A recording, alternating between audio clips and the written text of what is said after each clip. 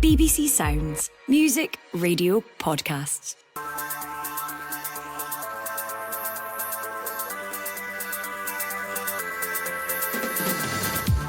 Hello, I'm Ray Bradshaw and this is a Scottish Football Podcast. All the news, views and analysis you need on Tuesday the 5th of August. And it's another massive European qualifier for Rangers. Can the Ibrox side repeat their Panathinaikos heroics? They had a stuttering start to the league campaign on Saturday. What sort of response is required? We're 3 games in, we haven't been beaten in any of them games, but we have a lot to improve and work on. The Scottish sides find out their European draw fate. Can you hear that massive sigh of relief from Luxembourg? The Dundee United fans celebrate because their team is surely now en route to the third qualifying round of this Conference League. And it was a great start for Hearts last night. Derek McInnes gets a league win in his first match, but Aberdeen failed to impress. That could be the goal that has Hearts heading to all 3 points, and it's Stuart Finlay who nods in.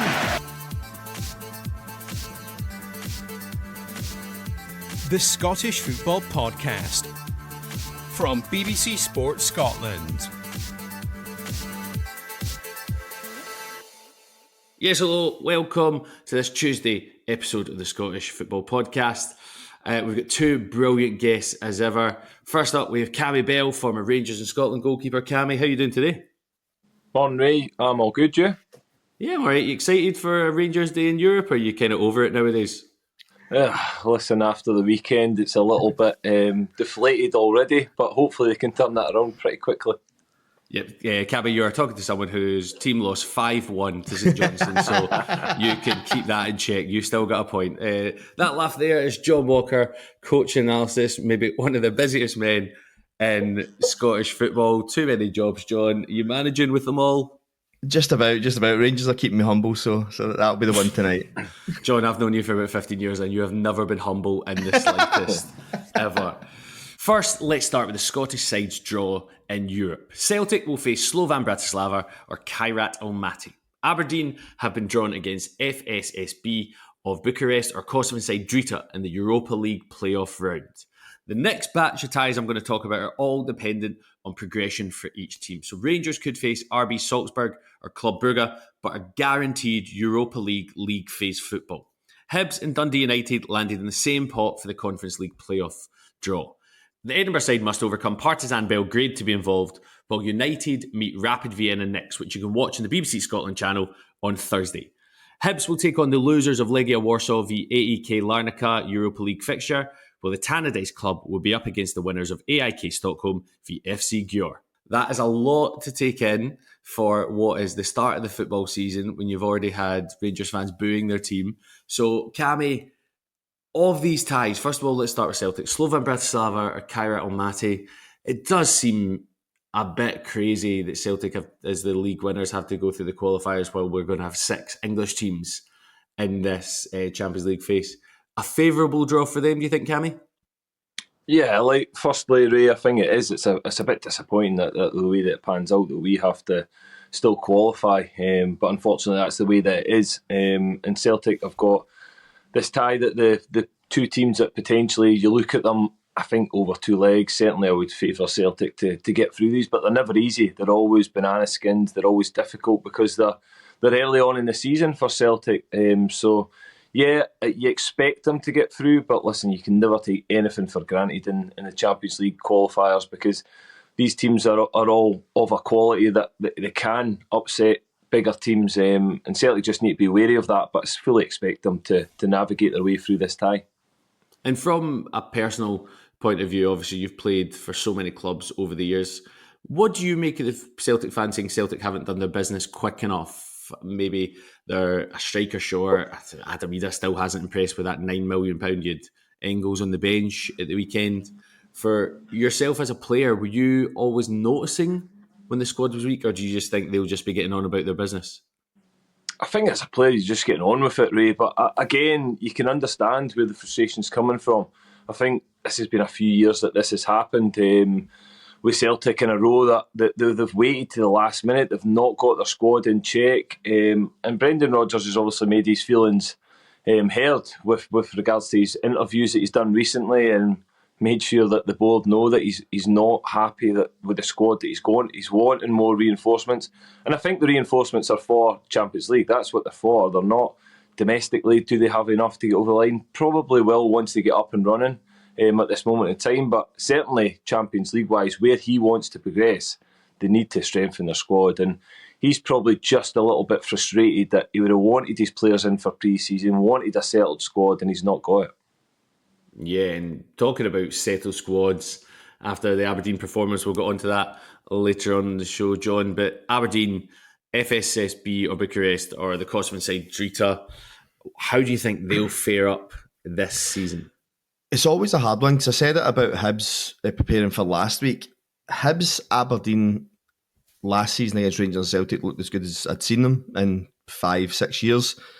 And it's always been the frustration for me when I go and watch Scottish sides in Europe that they don't seem to be able to replicate what they can do against Rangers and Celtic when they're playing against teams who are of a similar stature. Rangers played that FSCB and won 4-0, and it was 4-0 going on 7-8. And Aberdeen, we never opened Aberdeen up that way in any of the games we played them last year.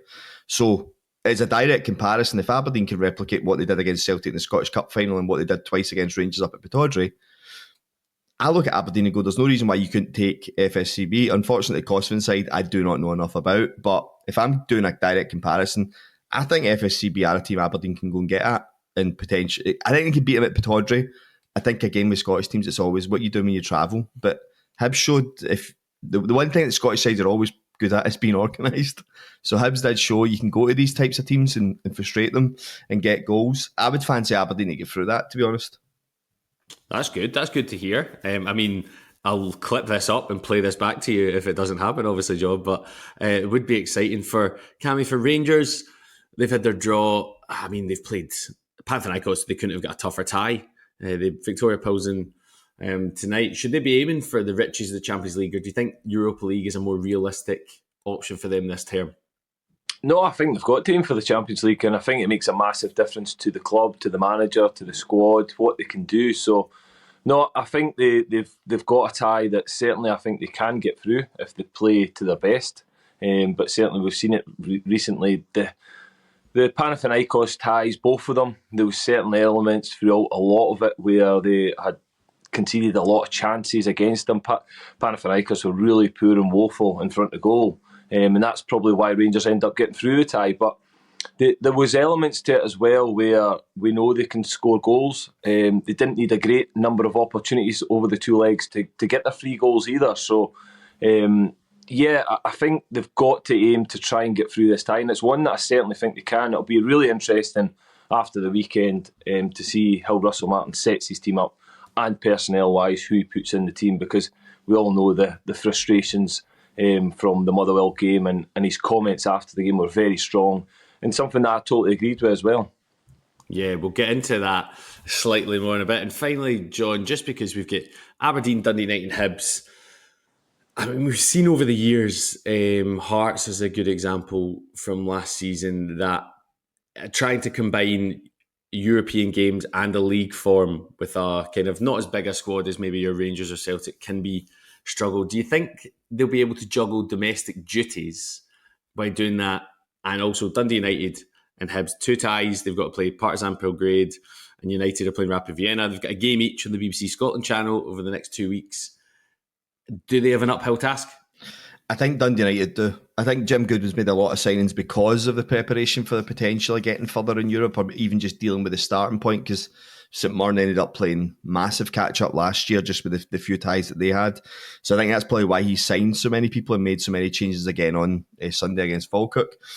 I think they'll struggle. I think Rapid Vienna are a better side than Dundee United. I think Hibs can get by. I think Hibs can get by Partizan if it's Partizan. But again, it's just trying to find Scottish sides that will replicate what they do against Rangers and Celtic on both sides of that, home and away. I think Hibs were massively unlucky. I really fancied them last week, but I think Hibs can get past the Partizan Belgrade, but it's always trying to replicate what they do against Rangers and Celtic.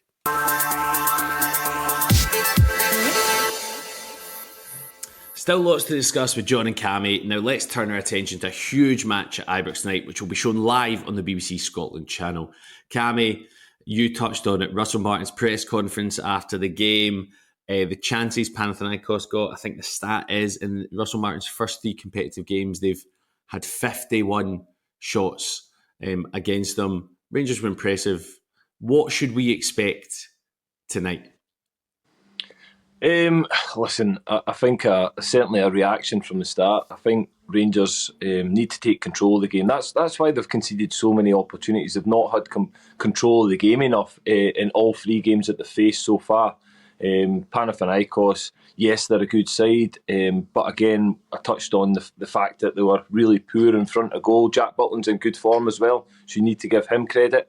But they need to have longer control of the game, because that's why they're turning the ball over far too much when they're in possession, and they're allowing the other team opportunities. So we know they've got this expansive style of play that they're now implemented from Russell Martin, but certainly they need to be in control of that style of play, because if they keep turning the ball over, the opposition are going to get chances, and the better teams you face are going to take these chances and they're going to hurt you. So I expect a response from the weekend, but it'll be interesting to see, as we said before, with regards to Russell Martin's sort of starting lineup, and again, does it allude to who he was talking about in that interview after the game of that they didn't do enough running, they didn't do enough tracking back, they didn't do what they were told, basically, is what he alluded to. So yeah, it'll be very interesting. And what changes do you expect to see, John? Because Cammy touched on there the press conference, very enjoyable to watch as a non-Rangers fan. Just 3 games in and already there's a bit of arguing going. It's beautiful. Do you expect big changes tonight, John? I expect 3 or 4. I expect, and I think the Kieran Dowell one's probably a little bit unfair in Kieran Dowell, because I think he would have been dropped anyway with that man signing and being registered, because you've got a natural right winger who plays the system that Russell Martin wants, plays the style of player Russell Martin wants, the profile, etc. So Kieran Dowell would have naturally dropped out of that. I think you'll see one of Raskin and Diamandi drop out as well, because he kept talking about Rangers fans will point, like you just said, that they're 51 shots against. I think Rangers had like 3 chances against Motherwell. But Russell Martin kept referring to the pass before the pass. He's like, we were in positions to play our wingers 1v1 and we took shots on that get blocked. If we play the pass that we've been told to play, we're then 3v3 on the front line, and that breaks down. You don't get a chance and you turn the ball over, then you're dealing with a counter-attack. But this is why I like managers and coaches with styles of play, because he can then identify and go, if you make this pass here, we're in on goal. But you don't make that pass. You do your own thing, your own decision. And unfortunately, in 2 of those scenarios, it was Nico Raskin, who I think is one of the people that will struggle in this side, because we've got... John, he's been shifted out left. I've seen lots of chat about this to accommodate Joe Rothwell. Raskin, clearly Rangers' probably best player last season. Tell us about that. So he's playing in the left 8, so it's 4-3-3, play the left 8, but the left back and the right back will both come in. So you kind of end up without a boring tactics board, a 2-3-2-3, but the 2 attacking mids will kind of pop out to the full-back area to try and get on the ball. So you'd have Raskin popping out to left back, Max Aarons popping into centre mid. The idea being that if Raskin gets on the ball, he can play the winger quickly, and you've got that 2v1 on the outside. And that's actually how we got our opening goal against Panathinaikos, although it was more in a counter-attack that Raskin picked up the ball. So there obviously is like method to the madness, but I think a lot of people are going, why are Raskin and Diomande going out to full-back positions to allow Aarons and Tavernier to be in midfield positions? And you're like, it's kind of just a transition though to try and confuse opposition so you can get people on the ball. Because you get, in theory, if you get Raskin and Diomande on the ball high enough behind the winger, they can drive inside the pitch with the ball, and you've got those chances. It's just not working yet. That's what Russell Martin keeps pointing out. He goes, it's just not there yet. And he goes, well, people keep making the same mistakes, or he said reverting to type. He goes, I can't talk them through the tactical aspects that they're not doing, because it's not even the tactical aspects that are failing. And one of the things that alarmed me was I seen James Tavernier putting in cross after cross from about 30 yards. I've watched about 150 Russell Martin games. His right back never puts a cross in for those positions. James Tavernier will put crosses in for those positions because James Tavernier has exceptional delivery. James Tavernier's got 150 assists to his name. And James Tavernier, as a natural right back, is probably the best one there's been in Scottish football for the last 10 years. So I understand him being able to look up and go, I can whip a ball in here. I can see Cyril Dessers at the back post. That's not what he's been asked to do. So for me, you're probably looking at one of Raskin and Dio. I wouldn't be surprised if James Tavernier wasn't starting tonight, and Kieran Dowell will definitely drop out. Oh, this is interesting. And Cammy, from a goalie point of view, it seems like Jack Butland's the number one choice. Liam Kelly finished the season very, very well. What do you make of that situation? Yeah, listen, Jack Butland started the season fantastically, and I think the reason Rangers are in this tie tonight is down to Jack Butland. And again, probably why they got a point at the weekend. Jack Butland played brilliantly again, some really important saves. So he certainly turned his form around. I think the whole him getting dropped last season has helped him. I really do. I think that's really kicked him on. And you've got to give Jack Butland credit because, again, he could have made noises that, listen, I want to move on. I want to leave in the summer. He didn't. He got his head down, worked really hard, tried to turn his game around, which he's absolutely done. So he needs to take a huge amount of credit. But it's great, Rangers having two really good goalies. Liam Kelly's a fantastic goalkeeper. Looks like he's going to be the number 2. But it's certainly something that Rangers need is two goalies to be called upon. Because you never know when an injury comes up. A dip of form, which we know can happen. And the other one can step in. So long may Jack Butland's form continue for Rangers because he's been brilliant this season so far. Yeah, it was a shame because I genuinely thought Liam Kelly with a run of games would have been the new Scotland number 1. It did feel like that was going to happen for a little bit. To go back to Russell Martin's comments, Cammy, mentality, ego and effort all singled out by Russell Martin. The big question, is he right? Yeah, I think so. I do. I really think that certainly there was elements in the game where I felt Rangers players could have tracked back, could have ran a little bit harder. It's easy to say that from the outside as well. Listen, sitting as a pundit, it's easy to say that. But again, just feeling that he demands so much from them and you expect a little bit more on the pitch.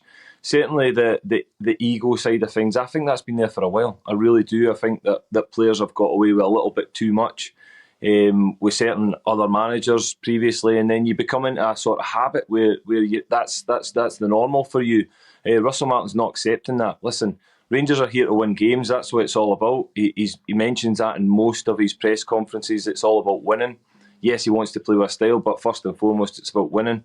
And they didn't do that the weekend, so they've got to take criticism. And the manager came out with criticism himself. They've got to take that on board. And he's also said, listen, see if you can't take that criticism I'll give you, then you'll not be here because you need to be able to be strong enough and to react to these comments as well. So certainly tonight's game will be very interesting. Yeah, and finally, John, we've not really chatted about Plzen. Viktoria Plzen Rangers opponents tonight. This is the beautiful bit whenever you're on this. We just ask you about random teams around the world and hopefully you've been enough of a sad boy to sit and research them. What should we expect from Viktoria Plzen? So it does help that they've sold their best player yesterday to Leon and Pavel Such. He was responsible for 34 goals last season for goals and assists. He is the star man. He's the best player. Like, it's a team that are capable of scoring goals and capable of punishing. They're more clinical than Panathinaikos that we've seen. So if Rangers think they can give them anywhere near as many chances to give Panathinaikos, they're going to be in trouble. But it is one of those ones. Matej Svidra, who you'll remember for Burnley and Watford, he's a captain and centre forward. Durasinmi is a Nigerian forward who has been starting this season for them. Very good. Got a few goals, but he was mainly back up to Vidra last season. They're obviously missing a centre midfielder that gets sent off against Servette. Play 3-4-3, or it might be 3-5-2 now with Socha going, because he was kind of playing 10 and off the right. Kind of played the way Cherny did for Rangers last year. Like, never really felt like he was a winger. It felt more like he was like a playmaker that would move out to the wing. A good side. I think they'll be very dogged, and I think they'll set up to frustrate us. I don't think they'll come after us tonight. I think that would be silly. But the standard outside of Slavia Prague in that league isn't great. It could have very easily been, if a draw had went their way, it could have been Banach Ostrava. We were playing at this level, and if you had said Rangers were playing Banach Ostrava, you would have immediately just went, Rangers should be going through in that tie just right away. So there was like 2 points between them and fourth place. Not a great standard outside of Slavia Prague in that league. I would fancy Rangers to go through, especially with the new signings we've got in and the fact that they have shipped 34% of their goals for last season. There's a special moment for numerous football manager and championship manager people over the years when you hear Banach Ostrava and all you hear in your head is Milan Baros.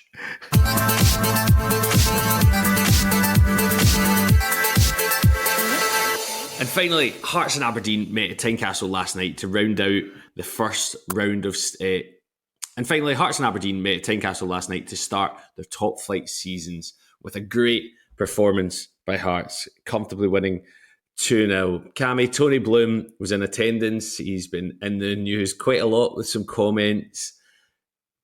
The question I've got is, are Hearts favourite for third? But Tony Bloom's pushing for more. Do you think that's a possibility?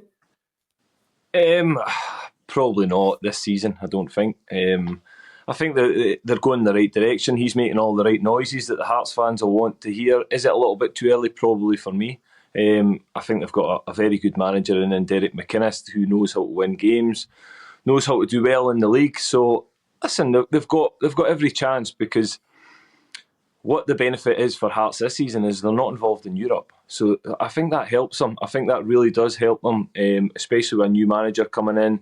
They've got a number of new signings in the team as well. So there's not that distraction, so they can just get on with their natural business in the league. But I just feel as if it's maybe a little step too far to finish second or go and challenge the top two this season. But certainly it's good noises for Scottish football that he's invested in it, and he's wanting to, again, just even visually being there and taking in the game and stuff. That for me sends positive messages out to the Hearts fans that, look, he's got a future at the club and he's wanting the club to go forward. Yeah, John, Hearts last night looked really impressive. Braga looks like he could be a real handful. Harry Milne, who I saw a lot at Thistle, stepping into the shoes of James Penrith. What did you make of the game last night? Did you like what you saw? Yeah, I thought Hearts looked really good in the first half. I thought they were really strong, really attacking, really effective. I think Lauren Shankland's unlucky. He is offside, but I mean, it's just what a strike that is. If Lauren Shankland can get chances created for him in a way that Lauren Shankland was taking chances 2 seasons ago when he wasn't getting good quality chances created for him, he could easily go 25, 30 goals again this season. Hearts just looked really strong defensively. Aberdeen got a wee bit of a hold as the game went on, but that's natural because you're sitting in, you're on 2-0. But I was really impressed. I think Hearts, I've said this before, I think Aberdeen with the appointment they did last season, I think Hearts with the Tony Bloom involvement, I think his confidence comes from the fact that he took USG in 2018 for the second tier to champions within 4 years of Belgium. So, like, he's taken over a Hearts side who, I know they had a poor season last season, but Hearts are probably and they're in the top 5 biggest clubs. I don't want to offend Hibs, Aberdeen, and list that out in any way, but they're the top 5 clubs in Scotland, whatever way you break it down. So he's not having to do the same thing he did at USG. He's got Tynecastle's already horrible for Rangers and Celtic, Hibs to go to, although Hibs did well last season. They've already got a good base of squad. Derek McInnes is probably the most experienced manager you could have got for the role. I think Derek McInnes knows how to get a team. He definitely knows how to get to second in the Scottish League, win trophies. I think Tony Bloom's obviously very confident in what he says and what he can do. I think Hearts carried that out. I think it would have been, there was probably a lot of people waiting for the headlines if Hearts hadn't won last night, but Hearts look really strong, and it's probably to do what I always do, Ray, and go back to Rangers. It's probably why it's probably why I'm not as offended or as outraged as the Motherwell result, because I think this Scottish League will be as hard as it's ever been. I think Rangers and Celtic will really struggle going to Hearts, Hibs, Aberdeen, even places like Motherwell. I don't think there's any points away from home that I could look at Rangers and Celtic and go, they'll definitely win this game today. And Celtic struggled at home to St Mirren as well. I think this will be the hardest Scottish League that Rangers and Celtic are going to have faced, and I think that's probably why Tony Bloom can say things like, I reckon I could get us to second, because there will be so many drop points. Yeah, and Cammy, for you, where are Hearts and Aberdeen sitting at this stage of the season? Do they need to strengthen? Do you think they're going to push on? Like you said, the fact that Hearts aren't playing in Europe is a massive thing, because that went on to, what was it, November, December, by the time Neil Critchley came in. How are they both set up for this season, do you think? Certainly Hearts, I think, have signed well so far. I think they'll still look to bring maybe 1 or 2 in to bolster their squad. But yeah, listen, the guys that have came in, really good. As you guys have already mentioned, Stuart Findlay, I think, is a really good defender as well that they've brought in. Experienced player, knows the league. So yeah, I think Hearts will do really well, but they'll probably look to add 1 or 2. Aberdeen, I think Aberdeen, they certainly need to get off to a good start. It was disappointing last night. I think they need a reaction from that. They don't want any negativity setting in. They had such a brilliant end to last season. But we all know the long runs that you can go on in this league with Aberdeen. If it doesn't go your way, it can become really, really difficult. So they'll be looking for a reaction. I still think they need 1 or 2 players in as well. So yeah, I expect there to be activity in the transfer window between now and the end of it. Yeah, and finally, we'll do a nice wee clickbaity bit to end the show on. Over the next 2 years, a simple yes or no, Cammy and John Walker. The next 2 seasons, do you think Hearts can finish at least second? Cammy Bell, yes or no? No. John Walker? No. Great. You two will be very welcome at Gorgie any time this season. That's all we got time for. Many thanks to John Walker and Cammy Bell, and thank you for listening. Remember, we're here with new episodes of the Scottish Football Podcast bright and early every day. So to make sure you don't miss out, subscribe on BBC Sounds and have push notifications turned on your phone. And don't forget, you can watch Rangers v Viktoria Plzen live on BBC Scotland this evening. Thank you very much for listening. If you're Hearts fans, I believe Cammy and John are both on social media. Go give them your thoughts. Thanks for listening. Bye-bye. For everything you need to know about your team this season, download the BBC Sport app. All the latest news, goal updates, stats and scores, and insight and analysis. Just select your club to get the biggest stories and best content at your fingertips. What a result. Download the BBC Sport app for everything you need to know about your team this season.